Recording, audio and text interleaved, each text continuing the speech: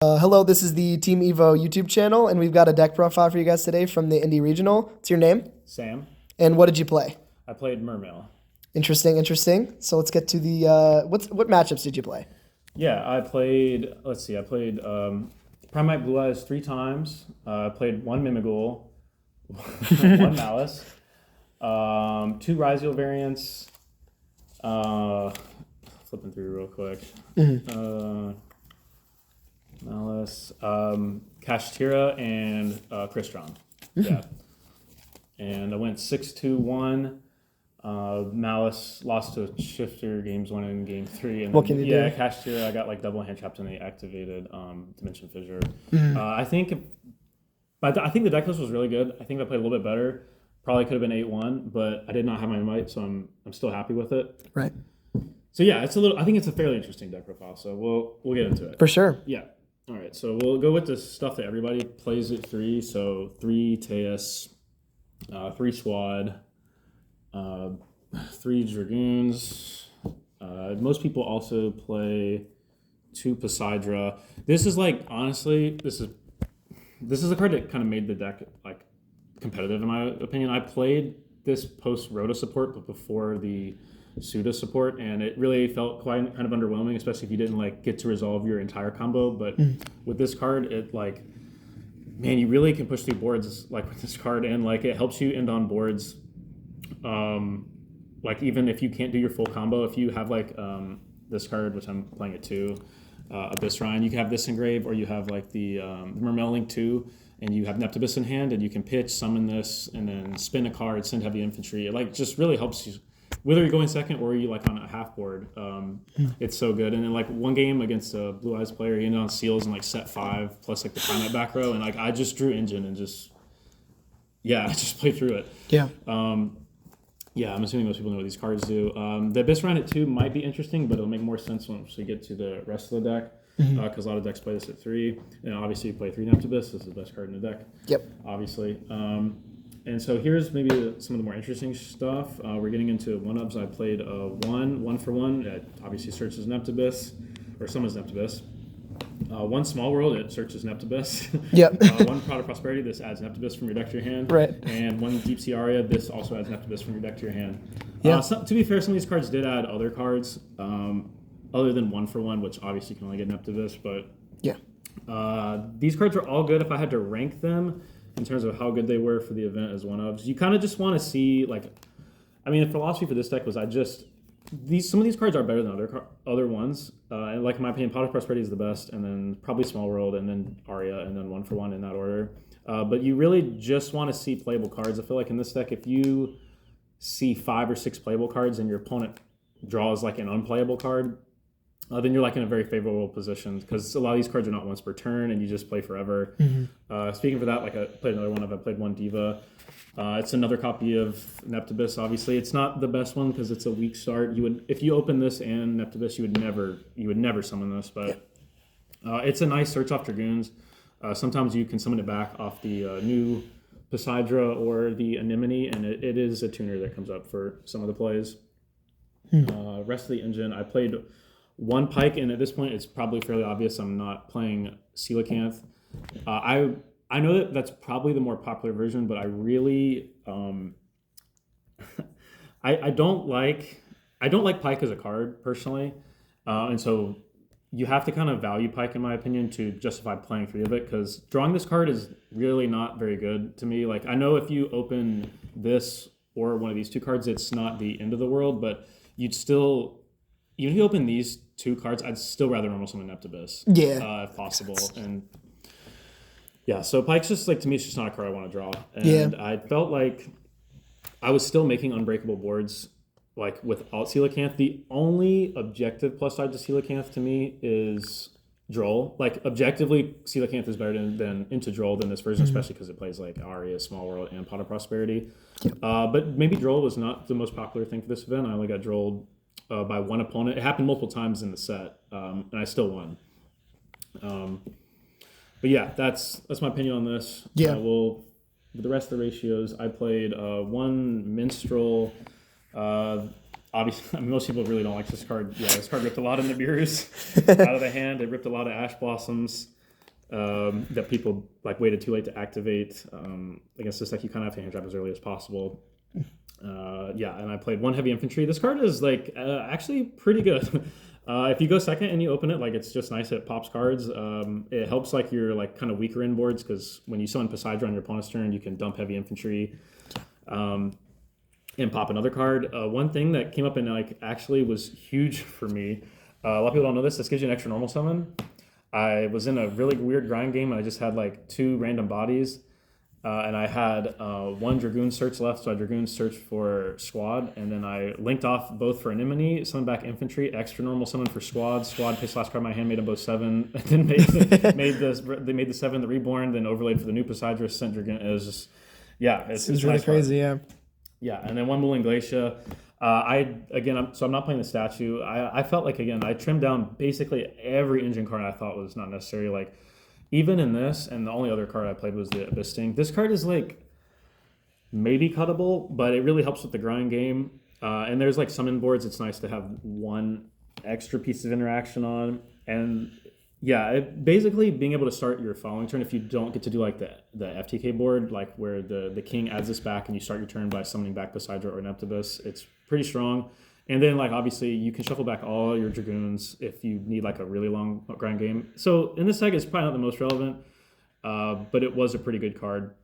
So, that's, like, those are the engine ratios. Yeah, so the logic here is just playing the minimum amount of, like, necessary actual win cons rather than statue plus Mooling Glacier plus Minstrel and, like, Coelacanth. Yeah, I only actually won 2 die rolls, which is probably surprising, like, for a decent result. And if I had played correctly, I would have been 8-1 even after only winning 2 die rolls, and I won 8 out of my 9 games going first for this deck. The only game I lost was I did not see Neptibus. I drew like a Teus plus a water and then Aria, and then like I got impermed on the Teus and then got impermed again on the Neptibus, and like I passed on the weak board. But basically every other game I went first, I won. So it's not really that necessary to play all the extra stuff. Like the end board was pretty much just king pointing to 2 toads, Neptibus in hand with Poseidon engrave, and then Abyss Rhine engrave or the Alacia. And then if you drew like really crazy, I would make like 1 more rank or synchro monster, but they probably weren't needed most of the time. Anyway, here's the non-engine. These are 3 Perulia that I borrowed, 3 Imperm, 3 Ash Blossom, and 3 Impulse, 2 of which I also borrowed. Shout out Logan for all these cards. Perulia is not Fua Loss, unfortunately, but it is a water, and it did come up that it was a water quite a few times to just pitch. And the other plus about Perulia is that it is the only level 4 water that is like in this deck that you can summon back off of Anemone. And level 4s are the best thing you can summon in this deck. And then the last 2 hand traps for Ghost Ogre, this card was not good. These should have been Fua. If I had Fua, like I would have played those over Ghost Ogre. It's like okay, but it does kind of conflict with the impulse. Like a lot of times you'd rather you have to ogre before you impulse, obviously, if it's on the first turn, and sometimes you'd rather not. But Dominus Impulse was crazy. It was probably the best card like in the entire deck. It's clean 40 cards. It's just the idea of this deck is like, and I didn't brick a single time the entire event with this list. There was actually one game. Take it back. There was one game I played 25 or 26 games total, and one game I drew not playable, but I got shifted going second. So I was losing that game anyway. But every other game I drew playable. Most of those times played through at least 1 hand trap, but I drew something, and like I felt like it was really advantageous because a lot of my opponents like did not draw playable every game. And I was just drawing hands that played. Yeah. And so I felt like that was what I valued most with this list. I think if you enjoy playing this deck and you don't want to play Coelacanth, I think you can be successful with it. 40 card main.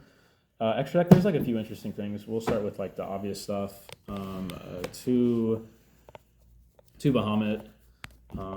2 Toad, Loyal. This guy is awesome, literally.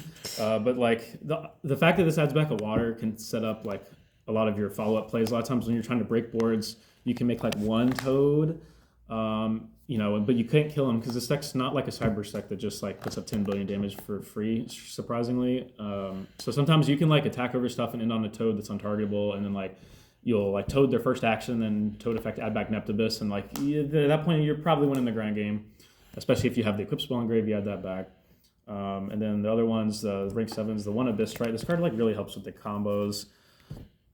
With the Abyss Gaius, this card really only comes up when you're getting like hand trapped or weird game states, but it is nice. The fact level 5 or higher monsters can attack does come up sometimes. The Poseidon, this card is ridiculous. So when you go second, it spins 3 cards, and then it is needed for the first turn combos too, like where you summon back 3 level 3s. It helps you make some synchro plays and extra rank 4s. Dweller, surprisingly, didn't make this, but it kind of makes sense in this deck because every situation you make Dweller, you can just make Bahamut Shark. And Toad is like, even in situations where like the Dweller is good, Toad is like just as good plus follow up. So one, the Virtue Dragon. I don't play the card you search off this. This is probably the most cuttable card, but sometimes it is not.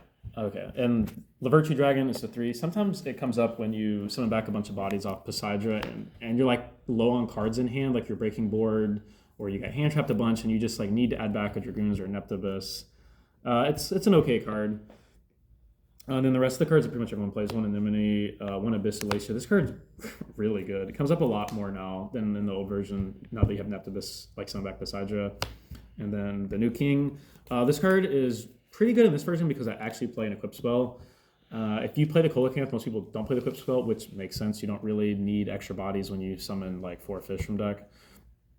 But in this deck, it is kind of nice. And then for the last 3 cards, I played Prishon Quandax. I summoned this card like almost every single round. This card is required for just the basic combo that I play.